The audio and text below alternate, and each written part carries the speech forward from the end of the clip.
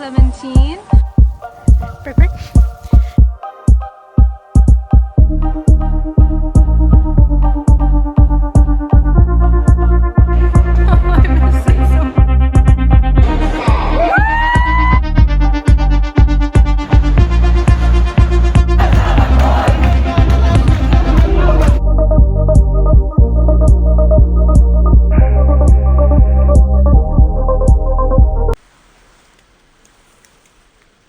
Hello everyone, it's me, your favorite, horribly inconsistent, almost completely disappearing YouTuber, Blumbo, aka Sarah. So I'm coming to you guys today for something that I had wanted to do a couple months ago, had been planning on doing it, and then life just kind of got the better of me, but it's my 1 year review in Lebanon. So I've officially been here for 1 year. I moved to Lebanon January 7th, 2019. I uprooted my entire being, my entire self, and I came to this country basically on my own, practically on my own. And it's been a year. It's been a year. But today I wanted to kind of talk about the good, the bad, the ugly, and what I have become as a result of living here in Lebanon for 1 year. Being really honest, I'm sorry if this is very poorly edited. I basically am talking to you unedited. I have a list of things here that I want to talk about, but other than that, minimum editing coming over here. So the first thing that I really want to talk about, and this is kind of overall what I would summarize my last year to be, is the amazing adaptability of humans. Not just myself, but just over the course of this past year, I have come to really understand just how adaptable humans are. To start with, I can now speak Arabic, albeit 1 year's worth of Arabic. I am still taking classes twice a week, although I have changed which school I'm taking in, and I'm not fluent.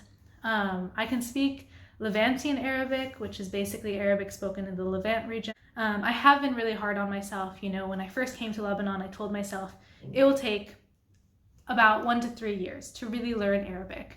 And I finished year 1, and now I'm sitting here telling myself, why don't I have 3 years worth of knowledge already?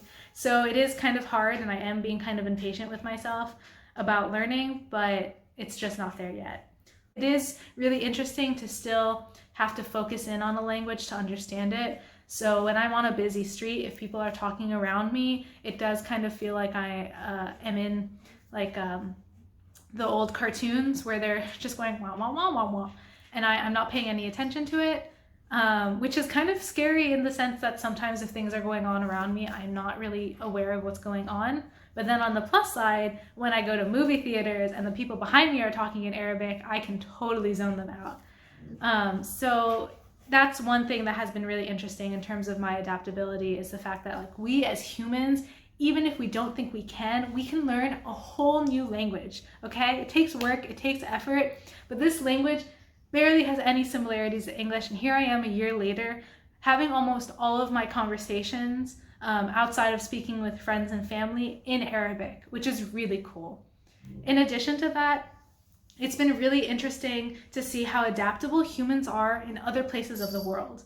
Now, I can only talk in my own perspective, and I can only speak to myself, but it's been interesting adapting to unstable internet, lack of clean water, no 24-hour electricity and running on generators, using a gas stove, turning on the hot water 1 to 2 hours before you want to take a hot shower, or even not having any recycling system, let alone a government. And that's been cool, because when I first came here, it was weird. It was uncomfortable to have a gas tank right there when I cooked on a gas stove. It was just kind of scary when the power suddenly went out and you just kind of were in darkness for a little while. But now power goes off, normal. No hot water, turn it on. No electricity, at least we've got a generator running, which it's cool to see how much we've adapted, but I'm not saying that these issues should remain or that they're good for this country or anything like that. But it's really, really been such a year of growth for me to find out that I can adapt and I can change to be this way. And I have grown more comfortable with things that I had not realized before, and to see this adaptability among a lot of other people. It has been a crazy 2019. Definitely write in the comments below if 2019 was crazy for you too. I've heard that it has been, but even 2020 is already starting off to be kind of a wacky one, but I'm holding out hope.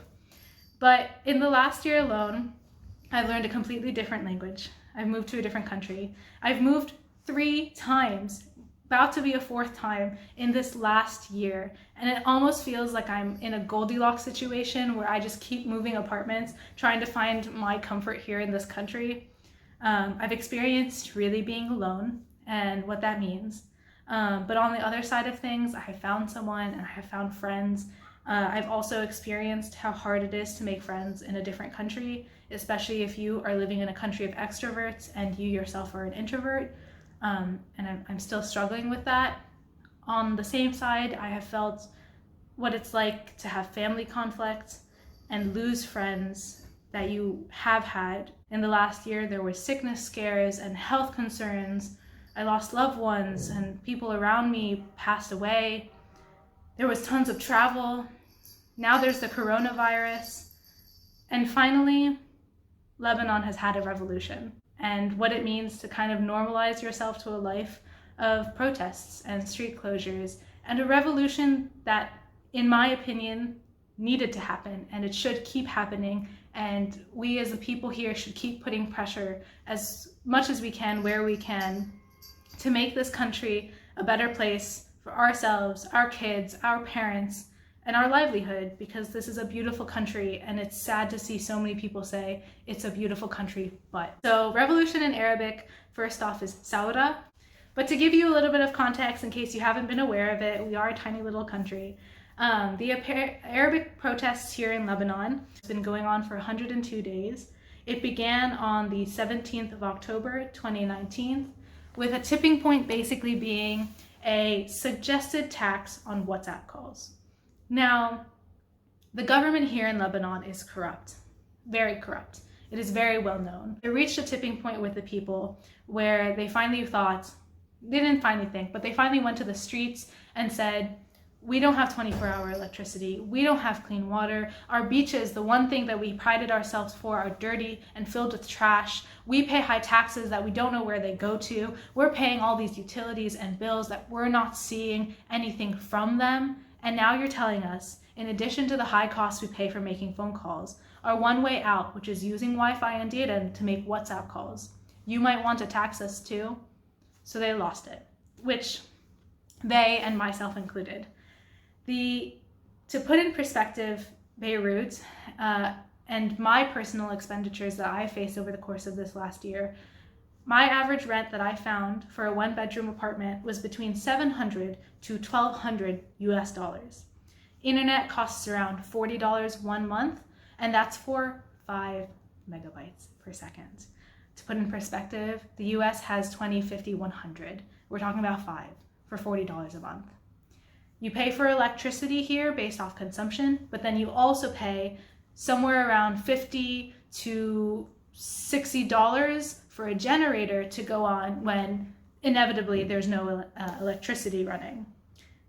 And to put all this in perspective, we're talking about spending around, on average, $1,200 or more a month for a 1-bedroom apartment for one person, not even considering the cost of having children or a family or expenditures for driving a car or anything like that, where the income in someone around my age before the revolution happened was anywhere from $500 US to $1,000 US. For someone in their early 20s, it doesn't make sense. It doesn't work. I mean, I can tell you the prices I pay here in Beirut are the same prices I paid in Richmond, Virginia, and I know for a fact Richmond, Virginia's monthly income is significantly higher for most people. So the people protested. The government officially resigned on the 29th of October, 2019, and a new government, a temporary government, was formed on December 19th. Was the main talking point of the revolution and the protests that we're still seeing to this day is the fact that the government operates in sectarianism, which is a word to describe political affiliations or parties based off of religion. Now, I'm not really going to say, well, a lot of this is my opinion. This whole video is going to be my opinion, but I'm not going to spend all my time talking about the revolution.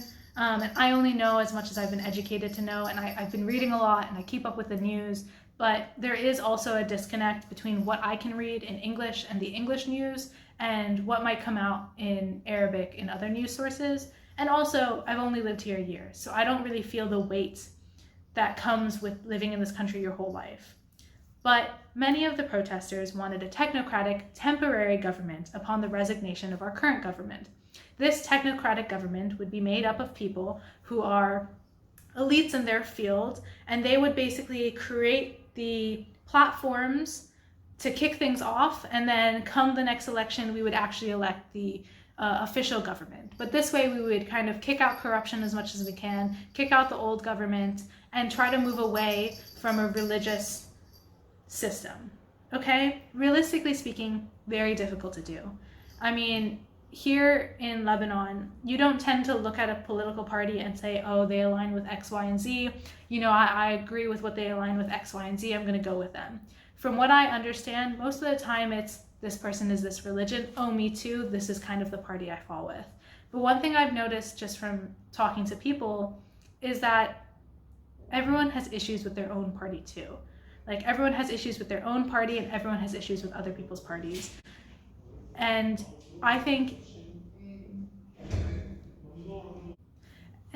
even with a religious government, there wouldn't have been so many people out on the streets if the people running and ruling were actually doing something back for us. As a result of the revolution, the Lira, which is equally weighted to the US dollar at a rate originally of 1,500 Lira, Lebanese pounds, to $1, devaluated significantly. Today, it stands around 2,500 in the black markets. The government and the central banks have yet to change their rates. As a result of this, though, it has created a dollar scare where people have flooded to take their dollars out of bank accounts. They don't trust central banks anymore. And we're experiencing kind of what happened in the US with the Great Depression, where the dollar is more scarce and therefore it's more valuable. We can't buy any exports because everything is paid for dollars outside because Lira means nothing outside of Lebanon. We're having gas stations close down intermittently, although to be fair, that hasn't happened so much in the last month. Groceries have become significantly more expensive.